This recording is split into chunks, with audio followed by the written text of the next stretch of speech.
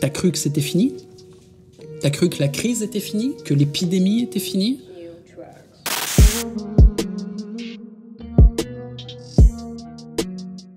C'est quoi, on va faire juste un peu d'hypothèse. Ah, on va se la jouer conspiration. Là, on n'est même pas encore au pic de la pandémie du corona en France, ou de la pandémie du corona internationalement. Je pense qu'on n'est pas très très loin du pic, mais on n'est pas encore au pic. Ça va encore monter, mais ça va pas complètement partir en couille, ok? Je pense pas qu'on va avoir une guerre civile. Je pense pas qu'on va avoir un changement de paradigme. Je pense pas que l'économie va s'arrêter. Je pense pas que le dollar et l'euro vont disparaître. Non. Je pense que tout va bien se péter la gueule méchamment. C'est peut-être la plus grosse crise qu'on ait jamais connue de notre vivant, à nous tous, là. Moi, ce que je pense, c'est qu'après cette crise, ça va revenir à la normale. La plupart des couillons vont se dire « Ah, maintenant tout va bien et ça ira bien jusqu'à la fin des temps ». C'est inconsciemment ce qu'ils vont croire. Ce n'est pas ce que je crois. Moi, je crois que cette crise va nous placer dans un état d'alerte plus élevé ou un état d'instabilité plus intense qu'il ne l'était déjà, à savoir qu'en France, on est déjà dans un état pré-guerre civile. Il y a aussi des tensions internationales. Et à un moment ou un autre, imaginons, dans 2-3 ans, c'est juste une hypothèse, il pourrait y en avoir d'autres, dans 2-3 ans, imaginons que t'es les États-Unis qui disent « Bon, les Chinois là, on vous doit des milliers de milliards. » Ils ont une dette, les États-Unis ont des dettes énormes. On vous doit des milliers de milliards et on va pas vous rembourser parce que coronavirus. Vous nous avez envoyé cette merde et voici la facture. Ça nous a coûté tant. Reset. Plus de dettes, on vous rembourse pas. Les Chinois en face, ils s'énervent. Boum, guerre mondiale. C'est juste une hypothèse. Il y en a d'autres des hypothèses. Et il y a beaucoup d'hypothèses comme ça qui deviennent de plus en plus crédibles ou palpables, dans lesquelles, waouh, il y a beaucoup de territoires qui vont devenir instables. Donc, quand je vous dis « t'as cru que c'était fini », je te le redis, mec, t'as cru que c'était fini? T'as cru que, ça y est, le pire est passé? On vit une période instable. Mais on vit un siècle instable.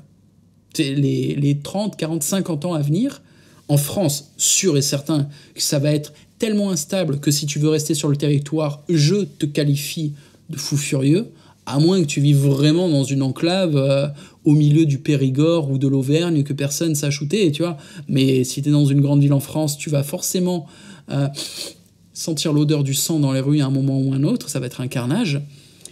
Mais même de manière généralisée, même pour un nomade comme moi qui bouge de temps en temps là où ça va bien, il y a un moment, il va falloir que je sois très malin pour savoir où, comment je bouge et que j'ai mes ressources pour continuer de bouger tout en ayant le niveau de puissance que j'ai. Et c'est ce que je vais faire.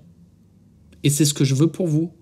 Et les gars, je le répète, je vous en parlais un peu la dernière fois, je suis déjà en train de concevoir des projets pour créer des bureaux en Europe de l'Est. Je suis déjà en train de réunir autour de moi des gens qui ont des connaissances un petit peu sur certains pays que je cible pour qu'on ait des bases dans ces pays. Et quand je vous dis des bases, je vous parle pas de bases autonomes durables pour qu'on aille vivre dans la forêt en mode survivaliste des années 70. Non. Non, non, non. C'est pas mal, je respecte la capacité à survivre dans la nature, mais c'est pas ce qu'on va faire, les mecs. C'est-à-dire, moi, je veux qu'on vive dans le confort. On va pas s'arrêter d'avoir des femmes, de l'argent et du pouvoir. Et jamais.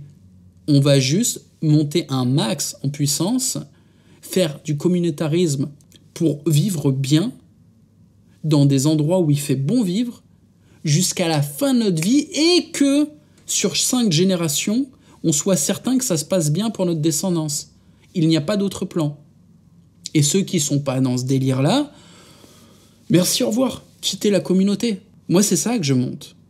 Je monte une armée de mecs indépendants qui veulent collaborer les uns avec les autres. Je ne veux pas de votre liberté. Je veux des esprits critiques, puissants, communautaires, et déterminés à survivre quoi qu'il se passe, et pas juste survivre, à vivre bien.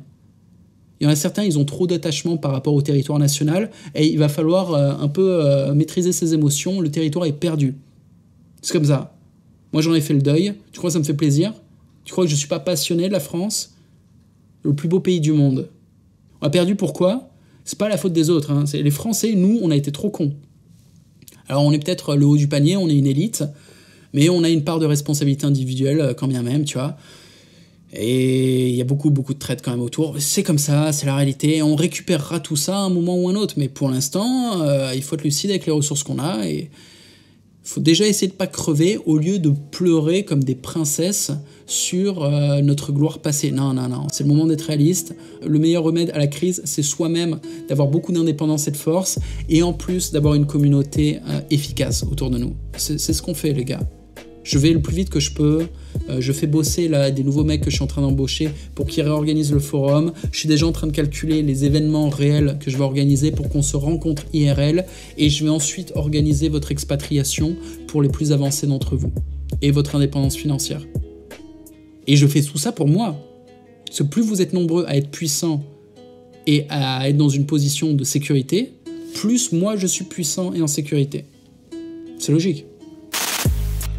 7h44, je finis ma première session de Deep Work. Je finis le montage là tranquillement.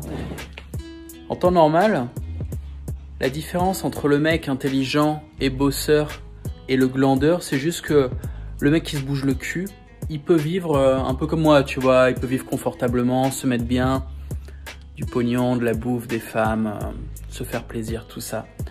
En temps de crise, en temps difficile, non, c'est pas le même paradigme. La différence entre le mec malin et le mec qui se laisse aller, c'est la vie et la mort. C'est plus juste une histoire de confort, c'est une histoire de survie. Tu le sens quand même que ça pue, ça sent la crise mondiale, mec. Donc il y a un moment, faut se bouger le cul. Il n'y a plus d'excuses à la faiblesse, à la fainéantise, à la bêtise. Sauf si tu es complètement inconscient et que tu veux crever. Dans ce cas, ma vidéo ne s'adresse pas à toi. Domination by Love, je vais rouvrir les portes d'ici 1 mois et demi, je pense. J'ai commencé à mieux m'organiser et je peux accueillir une communauté plus grosse. Il y a une liste d'attente. Clique sur le lien en description, clique sur le bouton. C'est sérieux, hein. Quand tu cliques dessus, tu seras sur une liste d'attente. Tu seras contacté prioritairement dès qu'on rouvre les portes. Mets-toi sur la liste d'attente et moi je m'organise. Salut.